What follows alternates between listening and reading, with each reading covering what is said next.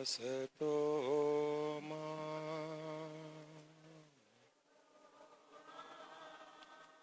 सद्गमय तमसो मा ज्योतिर्गमय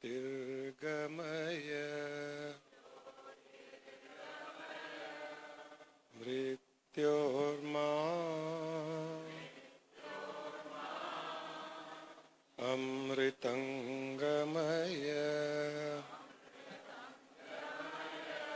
ओम शांति शांति शांति।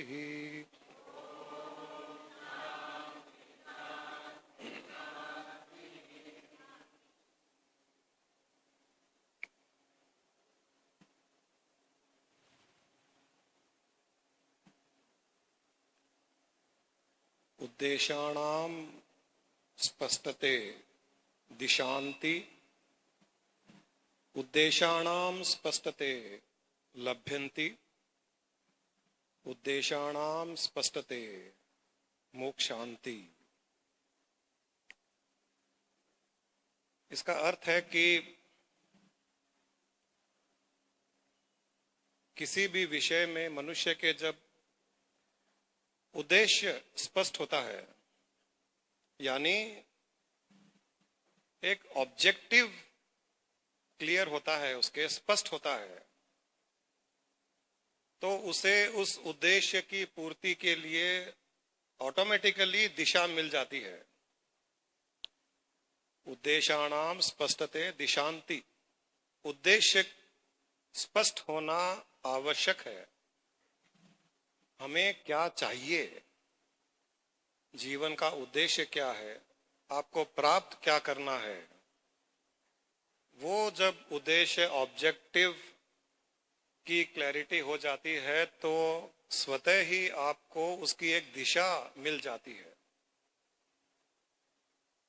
उद्देशाणाम स्पष्टते लभ्यन्ति, जब उद्देश्य स्पष्ट होता है, क्लियर होता है, तब हमें उसका पूरा लाभ भी मिलता है। पूरा लाभ तभी मिलेगा जब उद्देश्य स्पष्ट होगा, क्लियर होगा। उद्देशाणाम स्पष्टते मोक्षान्ति, और यही साइंस, यही विज्ञान मोक्ष की प्राप्ति में भी लागू पड़ता है। हम कई बार कुछ करना चाहते हैं लेकिन उद्देश्य स्पष्ट नहीं होता है, उद्देश्य की क्लैरिटी नहीं होती है। जैसे कोई बिजनेस कर रहा है या नौकरी कर रहा है, पैसा कमाना चाहता है। क्या पैसा कमाना हमारा उद्देश्य है? किसी से पूछा जाए तो कहेंगे कि हाँ, पैसा कमाना चाहता हूं, बड़ा मकान लेना चाहता हूं, बड़ी गाड़ी लेना चाहता हूं। तब फिर पूछा जाए कि उससे क्या होगा, वो किस लिए चाहते हो, तो कहेगा खुशी के लिए, सुख शांति के लिए। तो उद्देश्य यहां पैसा कमाना नहीं है, उद्देश्य यहां धन दौलत कमाना नहीं है, उद्देश्य है सुख शांति। लेकिन उसने उस उद्देश्य को स्पष्ट नहीं किया है, केवल पैसे कमाने में लग गया है। और ऐसे कई लोग हैं जो जिन्होंने पैसा कमाया, धन दौलत कमाई, लेकिन सुखी नहीं है, क्योंकि उनका उद्देश्य स्पष्ट नहीं था। उद्देश्य में, ऑब्जेक्टिव में क्लैरिटी नहीं थी। हम कई लोगों से मिलते हैं, उनके पास हर कुछ है, धन दौलत, बड़ा मकान, बड़ी गाड़ी, जो हर कोई चाहता है, परंतु फिर भी सुखी नहीं है। और उन्होंने वो सब सुख की प्राप्ति के लिए किया। जब थोड़ा बहुत उन्हें ज्ञान दिया गया, उद्देश्य को स्पष्ट किया गया कि ये सब तुमने किस लिए किया, जब उद्देश्य स्पष्ट हुआ, तब वही व्यक्ति जो धनवान है, पैसे वाला है, बड़ी गाड़ी में घूमता है, बड़ा मकान है, जो दुखी था, उद्देश्य के स्पष्ट होते ही वो सुखी रहने लग गया। एक ही परिस्थिति में वो दुखी था, उसी परिस्थिति में उद्देश्य के स्पष्ट होने पर सुखी हो गया। कोई लड़की शादी करना चाहती है, शादी करने से पहले चाहती है कि पैसे वाला लड़का हो, धनवान हो, घुमाए फिराए, सुंदर हो। उन्होंने उसी को उद्देश्य मान लिया उस समय तक, और जब ऐसा लड़का मिला, सुंदर, धनवान, पैसे वाला, घुमाने वाला, लेकिन कुछ समय के पश्चात वो जो चाहती थी सुख, वो नहीं मिला। लड़के में कई खराबियां निकली, गलत रास्ते पर चलने वाला मिला, पैसे वाला था, सुंदर था, दूसरी लड़कियां उसकी ओर आकर्षित होती थी, जुआ खेलता था। तो यहाँ उद्देश्य स्पष्ट नहीं था कि मुझे लड़का ऐसा चाहिए, परिवार ऐसा चाहिए जो मुझे सुख दे सके, न ही केवल सुंदर चाहिए, धनवान चाहिए। उसी प्रकार लड़का शादी करना चाहता है, लड़की खूबसूरत चाहिए, कैटरीना कैफ जैसी चाहिए, गोरी चाहिए। वो मानता है कि केवल, वो तो ऐसे ही नाम आ गया बहुत दिनों के बाद में, वो ये मानता है कि वो लड़की मुझे सुख देगी, क्योंकि सुंदर है वो सुख देगी वो। लेकिन सुंदर लड़की ही सुख देगी ऐसा नहीं है। मैं जानता हूं, मेरे बहुत करीबी रिश्तेदार हैं, 30 साल पहले शादी की, तो उस समय पूनम ढिल्लों, आचार्य जी के चेहरे पर चमक आ गई, बहुत फेमस थी, है ना। शायद एक जमाने में पूनम ढिल्लों बहुत सुंदर थी, जैसे आज। वो हरदम बोलते थे कि मुझे पूनम ढिल्लों जैसी चाहिए, शादी मैं ऐसी लड़की से करूंगा जो पूनम ढिल्लों के जैसा हो। और उसकी शादी भी बहुत सुंदर लड़की से हुई, गोरी सुंदर, लेकिन सुखी नहीं। कुछ दिनों के पश्चात रोज उनके बीच में खिटपिट होती रहती है, आज भी होती है। उद्देश्य की क्लैरिटी नहीं थी कि मुझे क्या चाहिए। लड़की चाहिए, परंतु वो लड़की चाहिए जो मुझे सुख दे सके, उसके संस्कार ऐसे चाहिए जो मुझे सुख दे सके। केवल और केवल गोरी सुंदर ही सुख देगी ऐसा नहीं है। इसलिए उद्देश्य स्पष्ट होना चाहिए।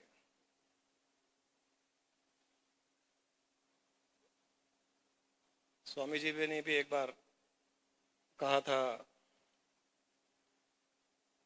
Matrimony is not just to break monotony, matrimony is not merely to procreate many, but matrimony is to create harmony. बहुत सुंदर बात कही गई इसमें कि शादी करना केवल एक अकेलेपन की बोरियत के लिए नहीं है। Matrimony is not just to break monotony, केवल अकेला हूं इसलिए शादी करनी है, ऐसा नहीं है। या शादी करने का उद्देश्य यह भी नहीं है कि बच्चे पैदा करूं, सुंदर सुंदर बच्चे हो, खूबसूरत हो, बहुत सारे हो, ऐसा भी नहीं है। एक हार्मनी क्रिएट करने के लिए मैट्रिमोनी है, शादी एक हार्मनी क्रिएट करने के लिए। और अगर हार्मनी क्रिएट नहीं होती है, उस शादी का कोई मतलब नहीं। पैसा कमाया, हार्मनी क्रिएट नहीं हुई, कोई मतलब नहीं। फैमिली बड़ा किया, मान सम्मान, नाम मिला, इज्जत मिली, लेकिन हार्मनी क्रिएट नहीं है तो उसका कोई मतलब नहीं। इसलिए जीवन में उद्देश्य स्पष्ट होना चाहिए, ऑब्जेक्टिव की क्लैरिटी होना चाहिए कि मुझे क्या चाहिए। जो मैं कर रहा हूं वो एक माध्यम है, एंड में मुझे इससे क्या चाहिए। इसी प्रकार मोक्ष भी चाहिए तो आपको क्लैरिटी होनी चाहिए कि मुझे मोक्ष चाहिए। केवल ये नहीं कि मुझे सत्संग में जाना हो, मुझे गुरु दर्शन करने हो, कुछ ना कुछ क्लैरिटी होनी चाहिए कि मुझे वो चाहिए, मुझे गुरु ही चाहिए, चलिए वो भी क्लैरिटी होनी चाहिए। मुझे गुरु तत्व में लीन होना है, चलो वो भी क्लैरिटी होनी चाहिए। मुक्ति नहीं चाहिए, कोई प्रॉब्लम नहीं है, मुझे ईश्वर के दर्शन करने हैं, मुझे ज्ञान प्राप्त करना है, कुछ भी ऐसा एक उद्देश्य स्पष्ट होना चाहिए।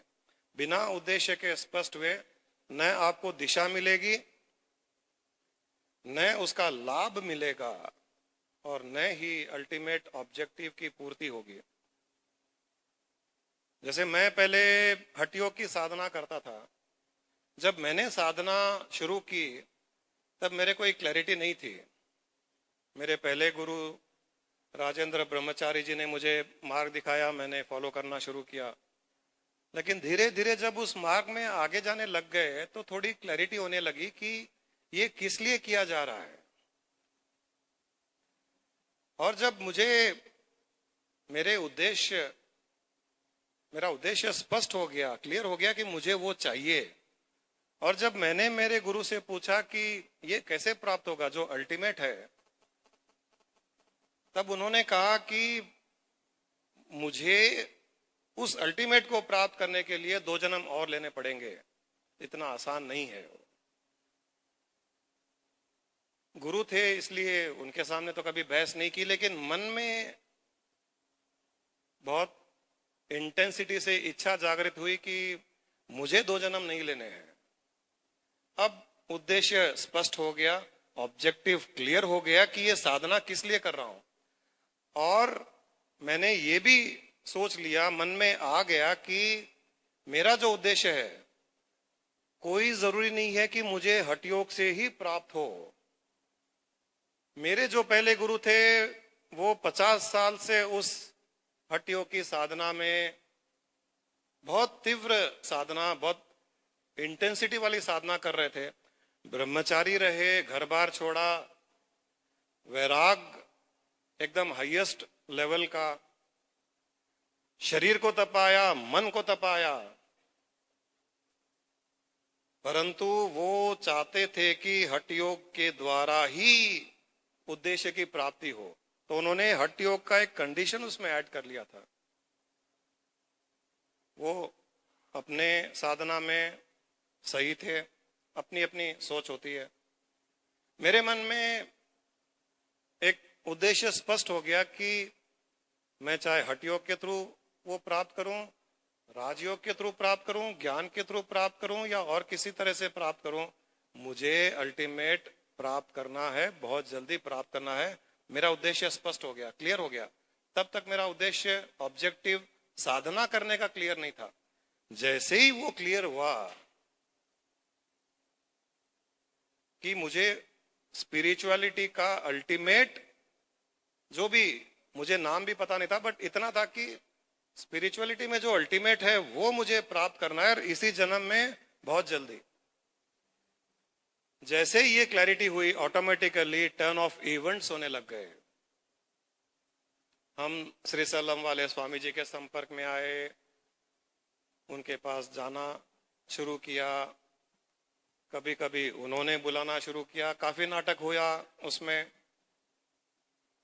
डिटेल में और कभी बताएंगे। परंतु सिर्फ ये कहना चाहता हूं कि वो जब उद्देश्य क्लियर हो गया, ऑब्जेक्टिव क्लियर हो गया, तब मेरा हठ योग की साधना, मेरी हठ योग की साधना छूट गई।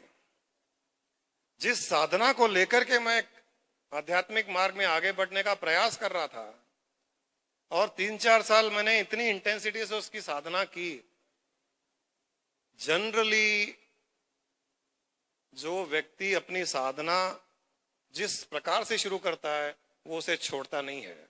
अक्सर देखा गया है वो उसे छोड़ता नहीं है, क्योंकि उसको ये लगता है कि इसी के द्वारा अल्टीमेट प्राप्त होगा। लेकिन वो स्वामी जी, हमारे पूर्णानंद स्वामी जी की कृपा होगी, धीरे धीरे उन्होंने कैसे साधना छुटवाई हठ योग की, कैसे शरीर को तपाना, मन को तपाना बंद करवाया, और किस प्रकार बातों बातों में, हंसी मजाक में, खिलाते पिलाते हुए उस स्थिति को हमको प्राप्त करवा दिया जो हम प्राप्त करना चाहते थे। एकदम कम समय में, इतनी आसानी से। जब तक उद्देश्य स्पष्ट नहीं था, क्लियर नहीं था, हम अपने आप को तपा रहे थे, शरीर को तपा रहे थे, मन को तपा रहे थे, साधना कर रहे थे। जब उद्देश्य स्पष्ट हो गया, ऑटोमेटिकली दिशा मिल गई। ऑटोमेटिकली दिशा की ओर ले जाने वाला साथी सदगुरु रूप में मिल गया, जो गोदी में उठा के ले जा रहा है। उद्देश्य के स्पष्ट होते ही लाभ मिल गया, उद्देश्य के स्पष्ट होते ही मोक्ष की प्राप्ति हो गई, स्वतः ही, इतनी आसानी से। वो सिर्फ इसलिए कि उस कंडीशन को भी हमने ब्रेक कर दिया। हमने माध्यम को उद्देश्य नहीं बनाया। अक्सर लोग गलती ये कर लेते हैं कि माध्यम को उद्देश्य बनाते हैं। पैसा कमाना उद्देश्य नहीं है, कभी भी नहीं है। किसी भी व्यक्ति को पूछ लीजिए जो पैसा कमा रहा है या पैसा कमाना चाहता है, उसकी क्लैरिटी नहीं होगी, लेकिन उद्देश्य उसका केवल पैसा कमाना नहीं है, और कमा भी लेता है, तो भी एक समय में आकर के वो कहता है कि मैं बहुत दुखी हूं, मैं बहुत परेशान हूं। कभी परिवार के सदस्य से, कभी और किसी चीज से, कभी और किसी चीज से, कहीं ना कहीं जाकर के वो कहेगा कि मैं परेशान हूं, मैं दुखी हूं। हम लोग जब यूएस गए, हमारे वहां प्रोग्राम्स हुए, इतने बिलियनियर्स डॉक्टर से मिले। मैंने पहले भी बताया था, बड़े बड़े मकान 5-5 एकड़ में, 50-50 हजार स्क्वायर फीट के विलास उनके पास में, 20-20 कमरे, 4-4 हॉल, सारा मकान एयर कंडीशनड, हीटेड। 2 जीव रहते हैं और दोनों जीव दुखी। लेकिन उन्होंने पहले नहीं सोचा था कि हम दुखी होंगे पैसा कमा करके। पहले तो उद्देश्य यही था कि पैसा कमाना है। पैसा कमाया, सारा जिंदगी उसमें लगा दी उन्होंने, और अंत में उनको जो मिला वो दुख ही मिला, क्योंकि उद्देश्य की क्लैरिटी नहीं थी। तो ये गलती किसी को नहीं करनी चाहिए। जीवन में एक उद्देश्य को लेकर के चलिए, क्लियर ऑब्जेक्टिव कि मुझे इस माध्यम से क्या चाहिए। गाड़ी खरीदना उद्देश्य नहीं है, गाड़ी के द्वारा मुझे पहुंचना कहां है वो उद्देश्य है। कोई भी गाड़ी हो, मुझे फर्क नहीं पड़ता है। ठीक है, अच्छी गाड़ी हो, बड़ी गाड़ी हो, माध्यम अच्छा हो, उसमें कोई प्रॉब्लम नहीं है। मुझे बॉम्बे जाना हो तो कोई जरूरी नहीं है कि मैं पैदल ही जाऊं, मैं बैलगाड़ी में जाऊं, ये कोई जरूरी नहीं है। मैं फ्लाइट में जा सकता हूं, ट्रेन में जा सकता हूं, माध्यम मैं चुन सकता हूं, कोई भी जो मुझे सूट करे। लेकिन अल्टीमेट ऑब्जेक्टिव की क्लैरिटी होनी चाहिए। तो हर किसी चीज में, यहां भी आप आते हो, एक उद्देश्य लेकर के आइए कि हमें यहां से क्या प्राप्त करना है। जहां भी जा रहे हो वहां कोई गुरु होगा, कोई प्रवचन दे रहा होगा, सत्संग हो रहा होगा, वहां से हमें लेना क्या है। केवल जाने के लिए जाओगे, बुरा वो भी नहीं है, जाने के लिए भी जाओ, कभी ना कभी एक उद्देश्य की जागृति हो जाएगी। लेकिन उद्देश्य लेकर के जाओगे तो बहुत जल्दी उस उद्देश्य की प्राप्ति हो जाएगी, वरना समय लगेगा। आपको जीवन के बारे में जानना हो, परिवार की हार्मनी के बारे में आपका उद्देश्य है, या सुख शांति का उद्देश्य है, मोक्ष की प्राप्ति का उद्देश्य है, या जो भी है, मन में उद्देश्य को लेकर के आइए। फिर देखिए आपकी उद्देश्य की पूर्ति कितनी जल्दी और आसानी से होती है। आज गुरु माँ आपको एक कहानी सुनाएगी इस संदर्भ में। मुझे सुबह सुना रही थी, मैंने कहा शाम को सुनाना वहां पर। स्वामी जी के पास बैठने का, वो मेरे को ज्ञान पूरा स्टोरीज के थ्रू ही बताते थे। छोटे छोटे स्टोरीज, जैसे अपने मॉरल साइंस में रहता था ना, स्टोरी बोल के फिर उसका मॉरल, इससे ये समझ लो। तो आप पेपर में पढ़ी थी 2 दिन पहले, जैसे अपना अभी जो गुरुजी बता रहे थे कि अपनी इच्छा रहनी चाहिए, एक डिजायर रहना चाहिए, अगर वो डिजायर स्ट्रांग है तो अपन उसको प्राप्त कर सकते हैं। तो इस स्टोरी में ये लिखा था कि अपने को मोक्ष की इच्छा रखनी चाहिए। अगर मोक्ष की इच्छा रखेंगे तो अपने को मोक्ष जरूर मिलेगा। तो इसमें एक स्टोरी दिए थे कि एक साधु था, उसका नाम था आत्मदेवा। वो अच्छा ज्ञानी था, लेकिन उसके बच्चे नहीं थे। तो दूसरे साधु के पास गया कि मेरे बच्चे नहीं हैं। तो साधु ने उसको एक फल दिया, बोले ये आपकी पत्नी को खिला दीजिए, आपको बेटा प्राप्त हो जाएगा। तो ये साधु अपनी पत्नी को वो दे दिया फल, लेकिन पत्नी की इच्छा नहीं थी बच्चा प्राप्त करने की। तो वो क्या करी, वो फ्रूट है ना, जाके गाय को खिला दी। थोड़े दिन के बाद बेटा हुआ गाय को, और उसका नाम था गोकर्णा। और ये क्या करी, उनकी पत्नी, डंडेली नाम था उसका, वो दूसरे और कोई नवजात शिशु को लाके बोल दी कि ये मेरा बेटा है, और उसका नाम दंडकरी था। और ये इतना बदमाश था दंडकरी, और सब बुरी आदतें उसमें। लेकिन ये जो गाय के हुआ था उसका नाम गोकर्णा, वो बहुत अच्छा, बहुत विद्वान, एकदम एक संत के जैसे। और ये बुरी आदतों के कारण दंडकरी का बहुत जल्दी मौत भी हो गई थी, और उसकी क्रियाक्रम गोकर्णा ने की थी गया में। तो थोड़े दिन के बाद एक बार गोकर्णा बैठे थे तो उसको रोने की आवाज आने लगी उनको। वो बोले ये रोने की आवाज कहाँ से आ रही है। तब मालूम पड़ा कि ये जो दंडकरी था वो बहुत दुखी था, क्योंकि ये इतनी बदमाशियां और सब गंदे आदत रखे थे, उसका आत्मा तड़प रहा था। तो बोला मुझे मुक्ति चाहिए, मुझे मुक्ति चाहिए। तो ये सूर्य भगवान के पास गए गोकर्णा और पूछे मैं क्या करूं, वो मुक्ति मांग रहा है। तो बोले आप इनको श्रीमद् भागवत सुना दीजिए, तो इससे उसकी मुक्ति हो जाएगी। तो ये श्रीमद् भागवत सुनाना शुरू करे। भागवत सुनाए तो ये तो सुन ही रहा था दंडकरी, और उसकी इच्छा थी कि मुझे मुक्ति मिले। बाकी जो आत्माएं थी वो भी सुन रहे थे, लेकिन उनको मुक्ति नहीं मिली। तब फिर वो पूछा कि इसको तो मुक्ति मिल गई, सुनने के बाद इसको दंडकरी को मुक्ति मिल गई और वो मोक्ष प्राप्त कर लिया, लेकिन दूसरों को नहीं मिली। तो इनके मन में फिर प्रश्न आया गोकर्णा के कि जब भागवत सुनाई सबको हूं मैं, लेकिन क्यों नहीं उनको मुक्ति मिल रही है। तब ब्रह्मा जी के पास गए।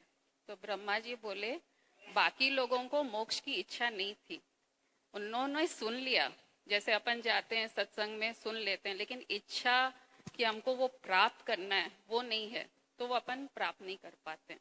इससे यही है कि अगर मोक्ष चाहिए तो अपने को इच्छा रखनी ही पड़ेगी, तभी मोक्ष अपन प्राप्त कर सकते हैं। और मैं जब स्वामी जी या मामा जी के पास थी, मेरी हमेशा एक ही इच्छा थी कि मोक्ष चाहिए, लेकिन मोक्ष क्या है वो नहीं मालूम था मेरे को, लेकिन चाहिए तो मोक्ष। दोनों मेरे को बहुत कोशिश करे मंत्र और देके कि तुम ये मंत्र दो, लोगों को सिखाओ।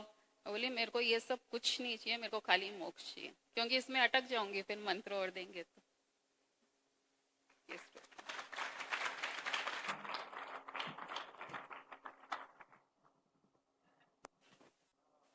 चाहते हो?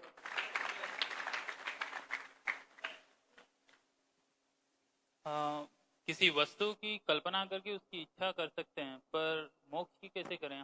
मुझे तो पता ही नहीं मोक्ष कैसा होता है, क्या है। आप पूछने जो वाले थे वही तो इन्होंने कहा कि पहले गुरु दूसरे गुरु दोनों से इन्होंने एक ही कहा कि मुझे मोक्ष चाहिए, और इन्होंने यही कहा था गुरु माँ ने कि मुझे पता भी नहीं था कि मोक्ष क्या होता है, परंतु मोक्ष की इच्छा थी। उस इच्छा को लेकर के जब जाओगे आप किसी भी सदगुरु के पास में, तो ऑटोमेटिकली आपको धीरे धीरे पता भी चल जाएगा मोक्ष होता क्या है, और मोक्ष की प्राप्ति भी हो जाएगी। उसकी कल्पना करने की आवश्यकता नहीं है। इच्छा रखिए कि मुझे मोक्ष चाहिए, इच्छा रखिए मुझे एनलाइटनमेंट चाहिए, इच्छा रखिए मुझे सुखी होना है। जो भी इच्छा रखनी है इच्छा रखिए। उसके बारे में पता न होते हुए भी इच्छा अगर प्रबल होगी, इंटेंसिटी की होगी, तो उसके बारे में पता भी चल जाएगा, रास्ता दिखाने वाला भी मिल जाएगा, रास्ते भर आपको साथ लेकर के चलने वाला भी मिल जाएगा, उसकी प्राप्ति भी हो जाएगी। और इच्छा रहेगी कि मुझे प्राप्त करना हो, तो कहीं भी आप जाओगे तो उस इच्छा को लेकर के ही जाओगे। जब उस इच्छा को लेकर के जाओगे और आपको उसके बारे में अगर कुछ पता भी नहीं चल रहा है तो आप कहीं ना कहीं प्रश्न भी करोगे। प्रश्न यही करोगे कि मोक्ष क्या होता है, मुझे पहले ये बताइए। इच्छा है मोक्ष प्राप्ति की और पता नहीं है मोक्ष क्या है, तो सबसे पहला प्रश्न यही होगा कि मोक्ष क्या होता है। हमारे ऋषिकेश में 2-3 लोगों ने पूछा था, आप ये एनलाइटनमेंट की बात कर रहे हो, एनलाइटनमेंट है क्या, हमको पता ही नहीं है। तो उन 3 दिनों में एनलाइटनमेंट क्या है वो भी पता चल गया, एनलाइटनमेंट के ग्लिम्सेस भी उनको मिल गए, उन्होंने फील भी किया कि हम एनलाइटनड का अनुभव भी किया, और अब उनको विश्वास भी होगा कि वो एनलाइटनड हो जाएंगे। तो ये इच्छा रखने से ऑटोमेटिकली आपको प्राप्ति हो जाती है। और उसके लिए जैसे पहले भी कहा कि कहीं भी जब जाओ सत्संग में तो प्रश्न कीजिए, आप पूछिए मोक्ष क्या होता है, जो भी आपकी इच्छा है उसके बारे में प्रश्न कीजिए, उत्तर मिलेगा आपको। लेकिन सबसे पहले जो जरूरी है वो है उद्देश्य का स्पष्ट होना कि हमें ये चाहिए। माध्यम में मत अटकिए विशाल, कि मुझे अनुभव के द्वारा ही वो प्राप्त करना है, जब तक मुझे प्रूफ नहीं मिलेगा, जब तक मैं समाधिस्थ नहीं हो जाऊंगा, जब तक ऐसा कुछ विवेकानंद के जैसे अनुभव नहीं हो जाएगा, मैं कैसे मान लूं कि मैंने उस स्थिति को प्राप्त किया है। ये आपको उस स्थिति को प्राप्त करने से रोकेगा, ये रुकावट बनेगी। ये माध्यम में मत अटकिए कि मुझे यहां से एबिट जाना है और मुझे मर्सिडीज गाड़ी में ही जाना है या नैनो में ही जाना है। वो कंडीशन क्यों लगाते हैं? हमें कैसे भी जाना है, मुझे जल्दी से जल्दी एबिट्स पहुंचना है। और आपके पास गाड़ी न भी हो तो भी आपको कोई ना कोई आएगा, गाड़ी में बिठाएगा, लिफ्ट देगा, पहुंचा देगा एबिट्स। हमको उद्देश्य से मतलब है, माध्यम से क्या मतलब है? तो ये माध्यम में जो लोग अटक जाते हैं वो बहुत दुखी होते हैं। उद्देश्य की क्लैरिटी जहां नहीं होती है वो दुखी होते हैं।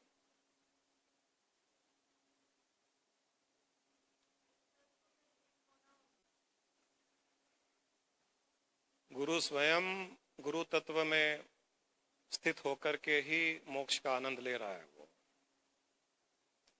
गुरु तत्व उसी स्थिति का नाम है, केवल फर्क इतना ही है कि गुरु तत्व में स्थित होने पर थोड़े बहुत गुरु के गुण आ जाते हैं, दूसरों को भी मोक्ष देने में हम सक्षम हो जाते हैं गुरु तत्व में लीन होने पर।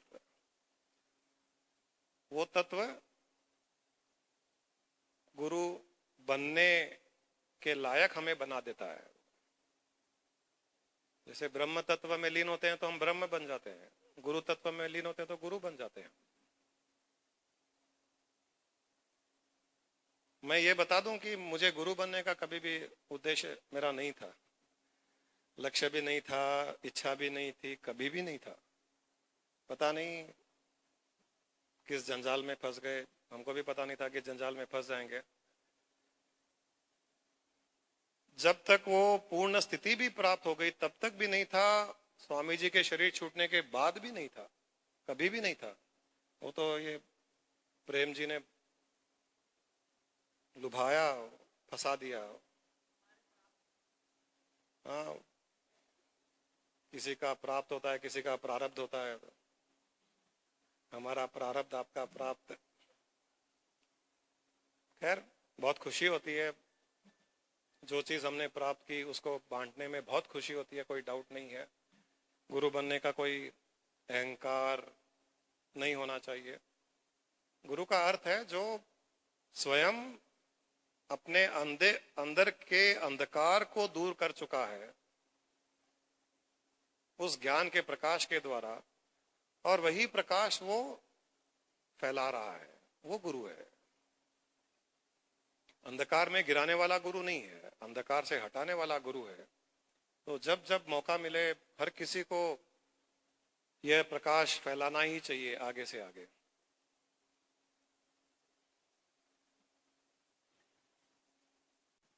Pranam Guruji. Because just now Guruji told that we must have a aim or goal. So would it be tantamounted to a desire? Yeah, it can be.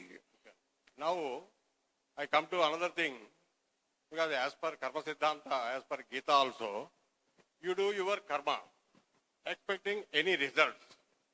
So leave the results to me, what Krishna says. Now both are not contradictory, Guruji. No. What I said is, let the objective be clear, let the goal be clear. Don't fix a time frame for the result. Don't fix a particular method for the result. Don't have any conditions that I want the result in such a manner within so and so time through and so person. That you shouldn't do. That is what I have not done. That is what Lord Krishna said. Karmanye vadikaraste ma phaleshu kadachana. That putting efforts, doing purushartha is your right. Do it. But leave the result to the God. We never aimed at the result that we want in such fashion. We want by so and so person. We want within such a time frame. Nothing of that sort. We just want that enlightenment. It is not conditioned to a particular kind of result. And we were not result oriented, we were effort oriented.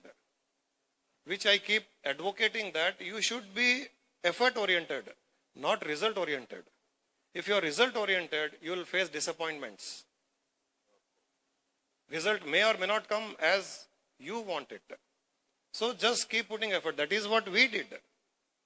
We never monitored the result. My first guru asked me to do particular sadhana, I did. I never monitored my result, nor expected any kind of result. Second guru did not ask me to do anything. In fact, indirectly he reduced my sadhana, which I was doing. I allowed myself at his feet, completely surrendered, without bothering that if I stop my sadhana, how will I get my ultimate objective? Then if I was result oriented, I would not have followed Swamiji's advice. I would have continued in my Hatha Yoga sadhana. I was not result oriented. I was goal oriented. And the result came. So you got that result. That's all. That's all. So now what Ramana Maharshi also says, that as far as you are alive only, you get that mukti, but not after the death. Correct. Nobody knows. Nobody knows after death what is going to happen, whether he got mukti or not, or whether he has gone to hell or heaven. That's all different. Correct. But how to feel it while alive? You'll feel. That is the major problem. When you achieve, you'll feel. Yes. You will declare. You will know. You are enlightened. You are mukti. You are moksha. You will know when you are not bound by anything. No bondages. Nothing affects you. You will know. You will feel. You will experience. That is what is called moksha, mukti. Not that you go to Varanasi, Kashi, die there and then you will get moksha. Who will know dying in Kashi you will get moksha or not? While you are alive, you have to feel that mukti, moksha, enlightenment. Then it is said, yes, you have got it. So don't bother about it. You will know it.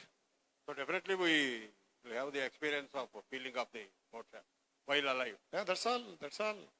Have firm belief that this is what is moksha. Whatever you are feeling, have firm belief that I have experienced moksha. I have achieved that ultimate goal. Nothing can stop me from merging back into the divine being. I am already merged. I am one with it. When you are one with it, while you are alive, if you feel the oneness with the omnipresent divine being, then there is no question of getting moksha after death, because who's going to die? Only body. That's all.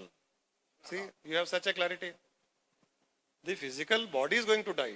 And now, at present, You are experiencing as a non-physical entity, one with that ultimate divine being. So that non-physical entity doesn't die. It is beyond death. So you are already experiencing moksha. What else to experience? It can only be that you have read somewhere, you have heard from some others, that when you get moksha, when you get enlightened, you feel like this, you get such powers, you get such siddhis. So mind sometimes confuse you. No, I don't bother about siddhis. Siddhis are totally different issue. But this samadhi sthiti, nirvikalpa samadhi sthiti, those things, whether something... Any condition may bring you down from moksha. Okay. So let there be no condition whatsoever. I am experiencing that state of mukti. I am experiencing complete moksha. My state is beyond the limitations of physical body. Now who's going to die? The body is going to die.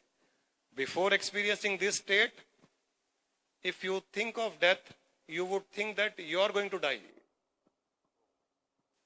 Now you know it is not you who's going to die. It is this physical body who's going to die. Let it die.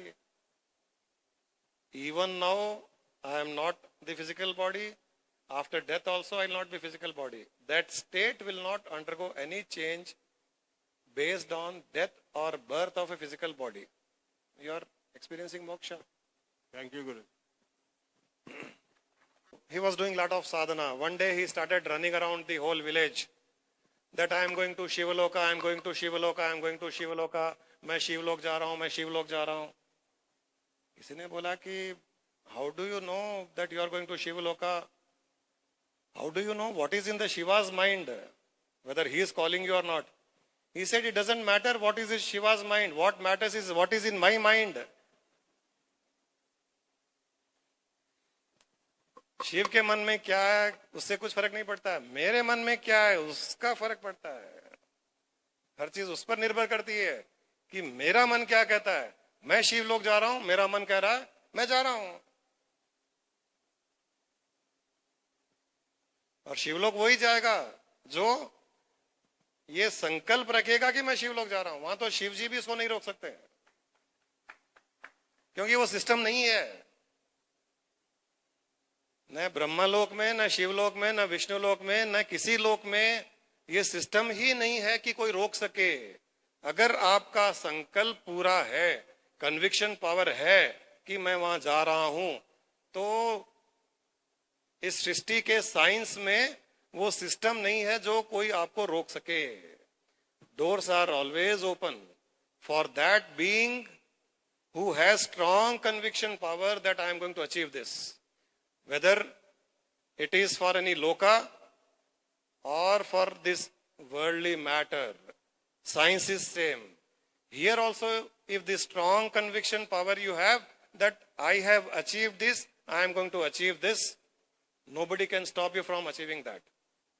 So whether in the world or beyond the world, science is same.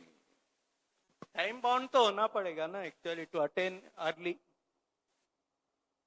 देखिए time bound में एक ही problem होता है. जैसे भगवान कृष्ण ने ये श्लोक इसीलिए कहा है, वो जानते थे ये प्रश्न उठेगा बार बार कि लोग टाइम बाउंड होना चाहेंगे. कुछ प्राप्त करना हो, पैसा कमाना हो, शादी करनी हो, या मोक्ष प्राप्त करना हो, या और कोई चीज. इसीलिए उन्होंने कहा है कर्मण्येवाधिकारस्ते.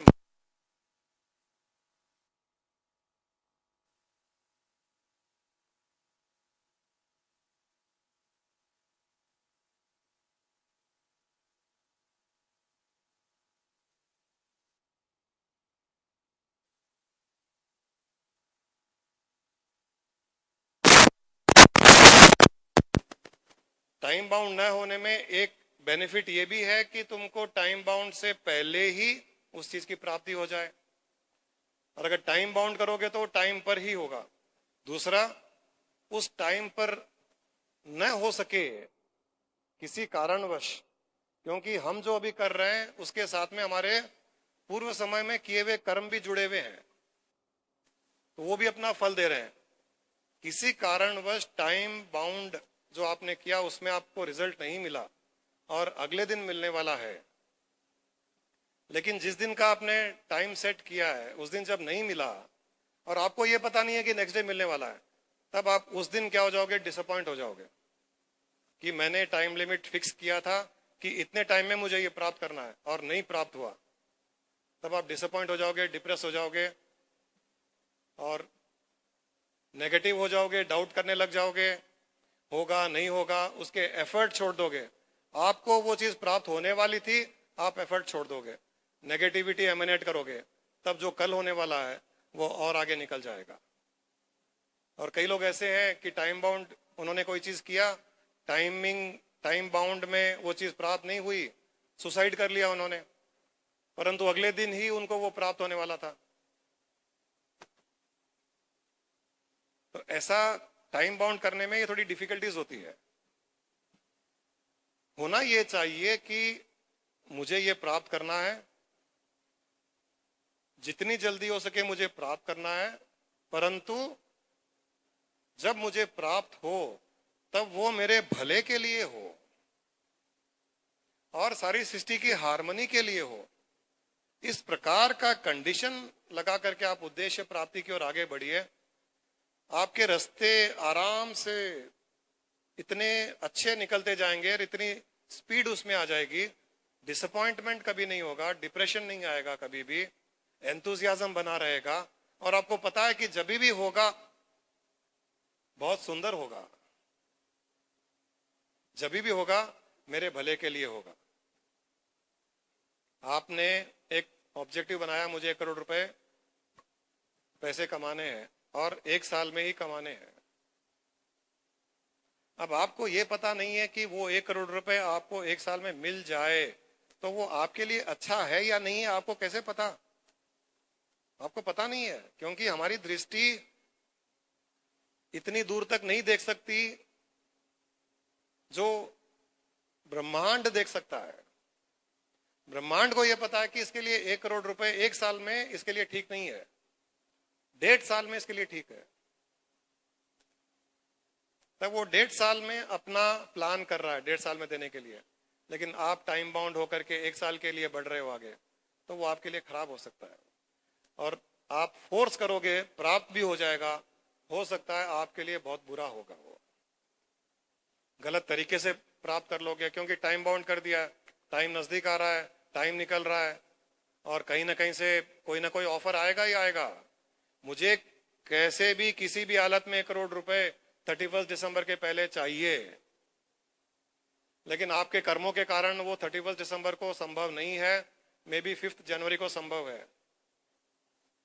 लेकिन आप जब मॉनिटर कर रहे हो कि मैं अभी तक उस प्राप्ति की ओर नहीं बढ़ा हूं, लेकिन आपका थॉट चलता जा रहा है, वाइब्रेशन कॉस्मोस को जा रहा है, तब कॉस्मोस क्या करेगा? किसी स्मगलर को आपके पास भेज देगा, किसी ड्रग डीलर को आपके पास भेज देगा, किसी क्रिकेट फिक्सिंग बैटिंग वाले को आपके पास भेज देगा, क्योंकि वो आपने ये भी साथ में इतनी इंटेंसिटी से जब सिग्नल भेजा है तो वो होके रहेगा, टाइम बाउंड में होके भी रहेगा, लेकिन वो आपके लिए अच्छा होगा नहीं होगा आपको नहीं पता है। कोशिश ये करनी चाहिए कि हमारा जो भी उद्देश्य है वो हमारे भले के लिए हो। Life is limited time we have now. हाँ? In this life, we have only limited time. आप क्यों परवाह करते हो? लाइफ लिमिटेड टाइम तो फिजिकल बॉडी की है ना, लाइफ की नहीं है। लाइफ की कोई लिमिटेशन नहीं है, लाइफ तो एटर्नल है। और आपको क्या फर्क पड़ता है? मैंने अभी कहा ना कि माध्यम पर मत अटकिए कि मुझे इसी शरीर में चाहिए, क्या जरूरी है इसी शरीर में चाहिए? आपको कल के दिन और एक अच्छा शरीर मिले, कोई चीज इस शरीर में संभव नहीं है, तो वो दूसरा शरीर धारण करके वो संभव होगा उसके लिए। तो लाइफ को बहुत समय अवेलेबल है, शरीर की प्रॉब्लम है। और वैसे भी हम जब ये मानते हैं कि किसी भी शरीर के द्वारा जो भी प्राप्त हो, हमें उस उद्देश्य को प्राप्त करना हो, मुझे फर्क नहीं पड़ता कि हैबिट्स जाना है तो मैं साइकिल में जाऊं, गाड़ी में जाऊं, मर्सिडीज में जाऊं, मुझे वहां पहुंचना है। पहुंचने से मतलब है, किसी भी तरीके से पहुंचिए, वो ज्यादा इंपॉर्टेंट है। वरना एंजाइटी, डाउट्स, फियर, माइंड शांत नहीं रहेगा। जब माइंड शांत नहीं रहेगा तो आप बार बार कॉस्मिक फोर्सेस को डिस्टर्ब करते रहोगे। डिस्टर्ब करोगे तो हर बार एक अलग अलग सिग्नल जाएगा कॉस्मिक फोर्सेस को। कॉस्मिक फोर्सेस भी कंफ्यूज हो जाएगा, किसको क्या दूं, कैसे दूं, कब दूं, किस रूप में दूं। क्योंकि जब डिस्टर्ब होते हैं तो हम अजीब अजीब तरह से बिहेव करते हैं, एक्ट करते हैं, सोचते हैं यार ऐसे कर लूं तो वैसे मिल जाएगा, वैसे कर लूं तो प्राप्त हो जाएगा, नहीं ये ठीक नहीं है, वो कर लूं, उससे बात कर लूं, इससे कर लूं। तो आप 10 तरह के सिग्नल्स भेज रहे हो, तो कंफ्यूजन क्रिएट कर रहे हैं हम। जितनी क्लैरिटी हो, शांत आप रहोगे, उतना जल्दी आपका उद्देश्य पूर्ति होगा। इसीलिए कहा जाता है कि ज्यादा टाइम बाउंड मत होइए, वो एंजाइटी डेवलप करता है ना। टाइम बाउंड अगर होगा कोई भी चीज, एंजाइटी तो डेवलप करेगा ही ना। मुझे मेरी लड़की की शादी करनी है, मैं ये सोच लूं कि 6 महीने में शादी करनी है, कैसे भी हो शादी करनी है मुझे, तो मुझे क्या पता कि वो जो 6 महीने में शादी में करूंगा वो उसके लिए अच्छा होगा या नहीं होगा। मैं ये सोच लूं कि जब भी उसकी शादी हो, अच्छे लड़के से हो, अच्छे परिवार से हो, जिंदगी भर अगले 50, 60, 70 साल वो सुख शांति से बिताए। ये मेरे लिए इंपॉर्टेंट है, न कि ये 6 महीने। 6 महीने 2 साल भी हो जाए, 1.5 साल हो जाए, क्या फर्क पड़ता है। तो ये उद्देश्य इसको बोलते हैं कि अल्टीमेटली आपको किसी भी चीज से आखिर में क्या चाहिए, उसकी क्लैरिटी होनी चाहिए।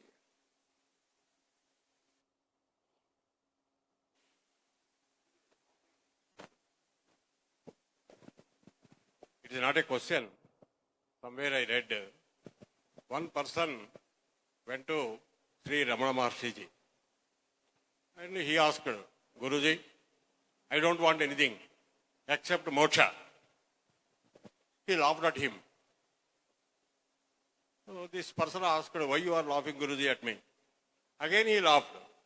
Guruji, kindly explain why you are laughing at me. Arey bhai, you said that you don't want anything except moksha. You got it.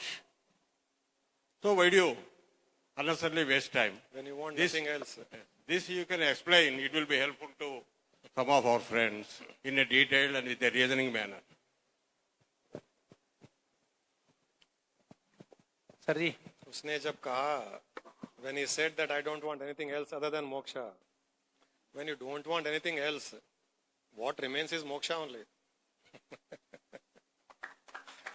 It means that when you want something else only, then moksha is in the side, and then something else becomes the main.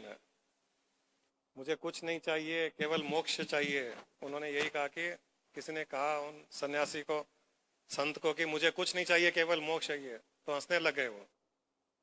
दूसरी बार पूछा, दूसरी बार हंसने लगे। वो बार बार कहता कि मुझे कुछ नहीं चाहिए, मोक्ष चाहिए, और वो संत हंस रहे हैं। तो इसने पूछा कि आप हंस क्यों रहे हो? तो उसने कहा जब तुमको कुछ चाहिए ही नहीं तो केवल मोक्ष ही है, और है ही क्या। तो वैसे हमारे स्वामी जी एक बार उनके पास कोई आदमी आया था, somebody came and this very usual quote. So he said, Swamiji, I want moksha. So Swamiji said, okay, no problem. He said, Swamiji, I want it now. He said, okay, absolutely fine, no problem. तो shock हो गया, बोला स्वामी how can I get moksha now? Did you clearly listen to me that I want moksha? He said, yes.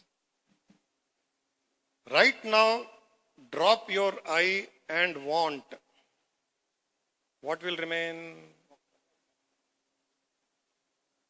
I want moksha. Swamiji said, you drop I and want now. What will remain is moksha. उन्होंने कहा कि मुझे मोक्ष चाहिए,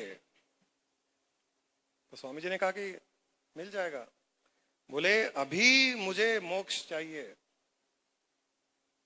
तो बोले जो कह रहा है मुझे और जो चाहना है तुम्हारी, वो दोनों चीजें यहाँ छोड़ दो, जो बचेगा वो मोक्ष ही है। मैं और चाहिए, दो चीजें छोड़ दो, मोक्ष ही है। और है क्या? क्या आचार्य सिर क्यों थोड़ी सी तोड़ करके चटनी लगा करके खाते थे? इतने टुकड़े को वो आधा घंटा मुंह में घुमाते थे, और हम लोग उतने टाइम में 5-7 इडलियां खा लेते थे।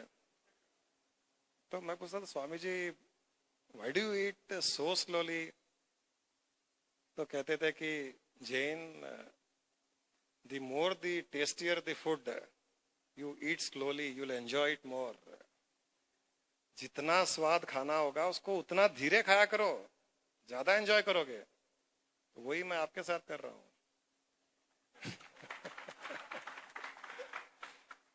धीरे धीरे खाएंगे ना, आराम से एंजॉय करेंगे। हर हफ्ते कर देंगे, हर रोज कर देंगे, आप 2-4 महीनों में उसको प्राप्त कर लोगे, फिर बाकी जिंदगी बोरिंग हो जाएगी, पागल हो जाओगे आप कुछ। वो तो बने हुए ही हो। शिष्य बन जाओगे तब तक प्रॉब्लम नहीं है, लेकिन कहीं दूसरी दुकान खोल लिया आपने, श्री कृष्ण हाउस में 3rd फ्लोर पर खोल लिया, तो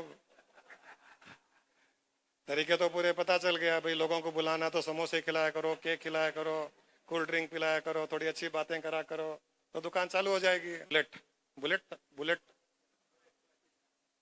बुलेट एनफील्ड उस टाइम में वो सबसे हेवीएस्ट मोटर बाइक हुआ करती थी। ये सब हाँ आज भी।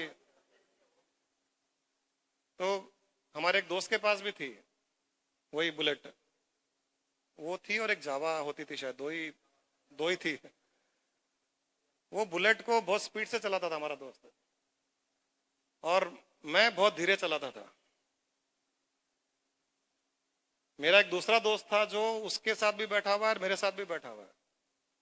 मुझे बाद में बोलता था, तुम्हारे साथ बैठने में बहुत मजा आता है, ये बुलेट जो धक धक धक धक धक धक धक धक करते धीरे धीरे चलती है ना, बड़ा मजा आता है। बोलते वो 150 की स्पीड से वो 5 मिनट में पहुंचा देता है वहां जहां पहुंचना है वहां। तुम आधा घंटा लेते हो आराम से, और इसकी जो धक धक आवाज सुनते हैं बड़ा अच्छा लगता है। तो ये स्लो स्पीड का आनंद अलग है, फास्ट स्पीड में मजा नहीं आएगा, ये मजा नहीं आएगा जो हम कर रहे हैं। और आपको तो स्पीड का पता ही नहीं चल रहा होगा। पता कहाँ चल रहा है आपको? पता चल रहा है क्या किसी को? मुझे नहीं लगता कि किसी को पता नहीं चल रहा है स्पीड का। हाँ, वो प्लेन के अंदर बैठे हम लोग, प्लेन चढ़ रही है 800 किलोमीटर स्पीड पे, आप आराम से चुपचाप बैठे हो, टीवी देख रहे हो, एयर होस्टेस आपको कुछ ना कुछ ला के दे रही है, हर आधे घंटे से कुछ ना कुछ खातिरदारी कर रही है, आपको पूछ रही है, आपके तो मजे ही मजे हैं।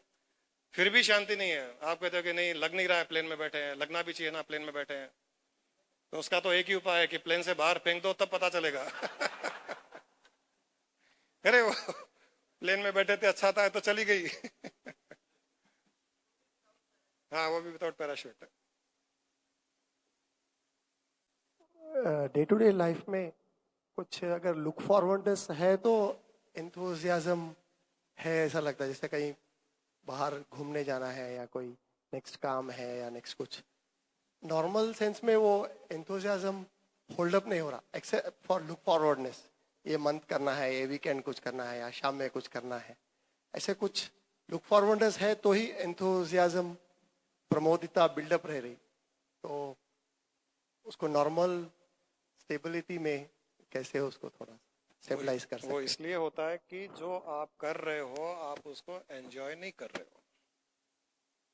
सिंपल लॉजिक है उसका। जो आप कर रहे हो उसका प्रेशर आपके ऊपर है, इंटरेस्ट की चीज नहीं है वो आपके लिए। इसलिए जब छुट्टी मनाने का टाइम आता है तो उसमें इंटरेस्ट ज्यादा है, घूमने में इंटरेस्ट बहुत आता है, क्योंकि वहां प्रेशर नहीं है। बिल्कुल सही। जैसा दिन में हम लोग काम कर रहे हैं, ऑफिस में बैठे हैं, दिन भर की ऑफिस वर्क चल रहा है, तो उसमें तो अब मन नहीं लगता, बस जबरदस्ती करना है और जरूरी है करना है, इसीलिए कर रहे हैं अभी। तो सिर्फ जब तक जबरदस्ती करोगे तब तक आपको वहां से भागने की इच्छा करेगी। मन नहीं लग रहा आजकल ऑफिस वर्क और बिजनेस वर्क वगैरह करने के लिए, तो सिर्फ अब जरूरी है अभी करना है इसलिए कर रहे हैं अभी बस। इसमें एक चीज और भी होती है कि कई बार हमारी नेचर को सूट करने वाला हम काम नहीं कर रहे हैं, वो भी होता है। मेरा लड़का ही बैठा है यहाँ वो 2 काम करता है, एक एनिमेशन इंस्टीट्यूट चलाता है, बोल दूं, बता दूं आशीष, एक एयर कंडीशनर्स का काम करता है। तो उसको एनिमेशन इंस्टीट्यूट में इंटरेस्ट नहीं आ रहा, तो उसको एक प्रेशर रहता है उसका पूरा, बेचारे के बाल उड़ गए, सफेद भी हो रहे हैं, वीकेंड का वेट करता है, सैटरडे कब आए, संडे कब आए। एयर कंडीशनर में प्रॉब्लम नहीं है उसको। तो ये जो काम बहुत अच्छा है, लेकिन समाउ उसके इंटरेस्ट का नहीं बना।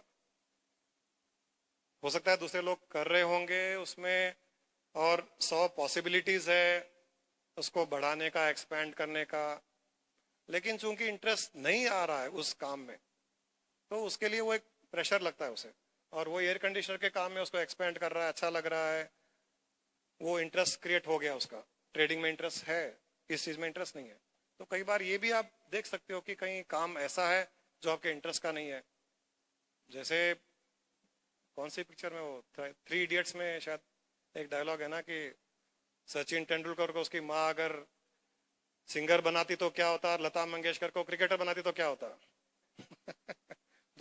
दोनों ही फेल होते वो, क्योंकि दोनों का इंटरेस्ट ऑपोजिट। तो इसलिए हमको ये भी देखना चाहिए कि मेरे इंटरेस्ट का काम है क्या। एक तो ये होता है कि हमारे इंटरेस्ट का हम काम ढूंढे, दूसरा हमारे जैसे लोग जो होते हैं वो हर काम में इंटरेस्ट क्रिएट कर लेते हैं। वो अगर आप करना सीख जाओ, वो मैं इसलिए कह रहा हूं, केवल बिजनेस की बात नहीं है, घर में भी कई लोगों का शाम को घर में आने का भी इंटरेस्ट नहीं रहता है। वो चाहते हैं जितना देर बाहर रहे उतना अच्छा है, स्पेस अवेलेबल है, खिटपिट नहीं है, वाइफ क्वेश्चन नहीं करती है कहां गए, किसके साथ गए, लंच कहां लिया, ये कोट के ऊपर लंबा बाल किसका है। तो घर लेट जाना चाहता है कि जब तक सब आधी नींद में हो, तो उसका इंटरेस्ट घर में आने वाला नहीं है। हमारा इंटरेस्ट ऐसा था कि मैं घड़ी देखता था, 5:45 बज गए, 10 मिनट 6 में है, कि 6 बजे निकलना है मुझे घर जाने के लिए। और वैसे ही 9:30 बजे ऑफिस के लिए निकलते थे, तो 9:15 बजे से देखते थे कि अब ऑफिस कम जाना है। तो दोनों में इंटरेस्ट था, घर में भी इंटरेस्ट था, ऑफिस में भी इंटरेस्ट था। हमने ये सीखा कि हम जो भी करें उसमें इंटरेस्ट क्रिएट कर लिए।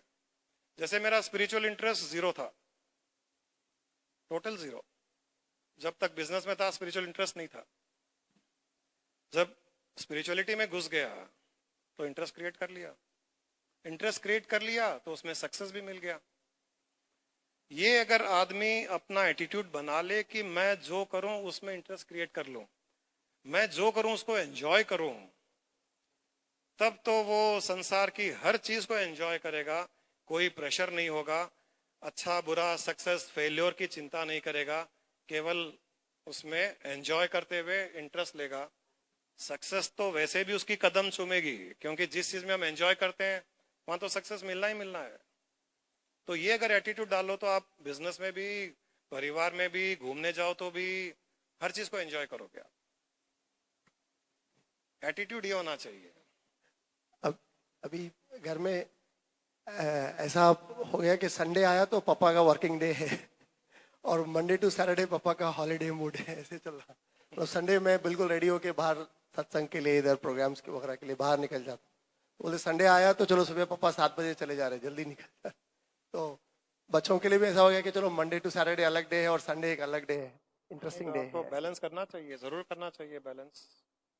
आप या तो कोई वीकडे में ऐसे टाइम निकालिए जो बच्चों के लिए हो, थोड़ा बहुत तो बैलेंस करना ही चाहिए हमको। और कोशिश कीजिए कि हर चीज को एंजॉय करो। घर में हो, बच्चों के साथ हो तो बच्चों को एंजॉय करो, सत्संग में हो तो सत्संग को एंजॉय करो, दुकान में बैठे हो तो दुकान को एंजॉय करो। धीरे धीरे वो कोशिश ये कीजिए। और ऑब्वियसली जब हम स्पिरिचुअली आगे बढ़ते हैं, इवॉल्व होते हैं, तो ये हम सीख जाते हैं एंजॉय करना, हर चीज को एंजॉय करना सीख जाते हैं हम। वो इसलिए कि हमारी अंतर की दृष्टि बदल जाती है, बदलनी भी चाहिए। जैसे आप दुकान जाते हो तो ये मत सोचिए कि आप अपने दुकान जा रहे हो, ये सोचिए कि उस ईश्वर की दुकान है, उसका ब्रांच ऑफिस है, मैं ब्रांच मैनेजर हूँ, वहां जाके बैठता हूँ। जो भी अच्छा बुरा हो जाए, लॉस प्रॉफिट हो जाए उसका है, मुझे कोई परवाह नहीं, मुझे 8-9 घंटे काम करना है, कर लूंगा। और ऑब्वियसली चूंकि मैनेजर हूं, मुझे पे करता है, तो मुझे मेरा 100% देना है, अच्छे से अच्छे संभालना है। इस प्रकार से जाइए, लोड नहीं रहेगा, प्रेशर नहीं रहेगा, उसको एंजॉय करने लग जाओगे। जो आपकी दुकान में आएगा उसे ईश्वर रूप देखिए। ये पिछले सत्संग में बात हुई थी, पिछले सत्संग में शायद, सब में उस ब्रह्म स्वरूप को देखना। ये संडे वाले सेशन में हुआ था कि सभी में उस ब्रह्म स्वरूप को देखना। तो जो भी आपके पास में है उसको ब्रह्म स्वरूप देखिए। ये ब्रह्म अब इस प्रकार का चेहरा बना करके इस प्रकार के शरीर में आया है, वो चला जाए, कोई लेडी आए, तो अब ये वही ब्रह्म घूम फिर करके अपना पूरा आकार बदल करके, कपड़े बदल करके, जैसे नाटक में होता है, एक कैरेक्टर अंदर जाता है, कपड़े बदलता है, फिर वापस आ जाता है। तो जो राम बना था, घूम फिर करके रावण बन करके आ जाता है वो। तो राम और रावण एक ही कैरेक्टर है। तो कभी राम बन गया, कभी रावण बन गया, कभी हनुमान बन गया। आप उसमें उस एक ही कैरेक्टर को देखना शुरू कर दीजिए, आप एंजॉय करने लग जाओगे। इस प्रकार से रास्ते ढूंढ सकते हैं, पर जो करे एंजॉय कीजिए उसको। टेंशन लोगे तो भी आपको वो करना ही पड़ेगा शायद। जैसे समझ लीजिए एक आदमी को परिवार चलाने के लिए कमाई करनी पड़ती है।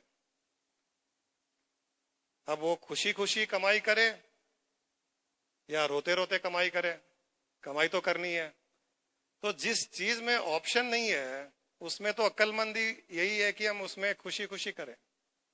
जैसे मैंने अगर एक दिन मेरी पत्नी को कह दिया कि आज मेरे 10 मित्र आ रहे हैं खाने पर, 2 घंटे बाद ही आने वाले हैं, और वो आ रहे हैं।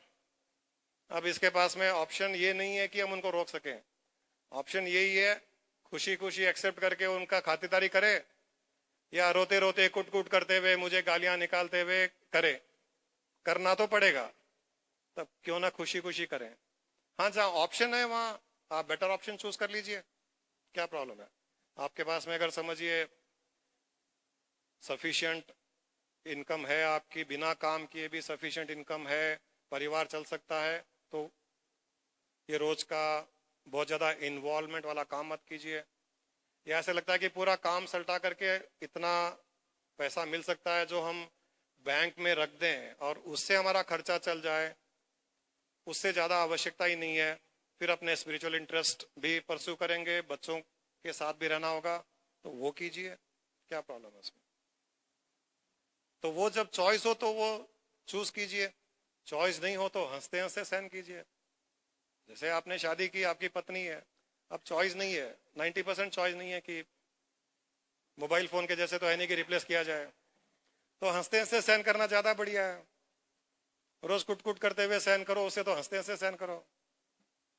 हाँ, जहां चॉइस है वहां आपके फ्रेंड है कोई, और फ्रेंड की एटीट्यूड, फ्रेंड का आदत उसके अच्छे नहीं है, आपके पास चॉइस है, फ्रेंड को छोड़ो, उसके पास जाना बंद करो, दूसरे से फ्रेंडशिप करो।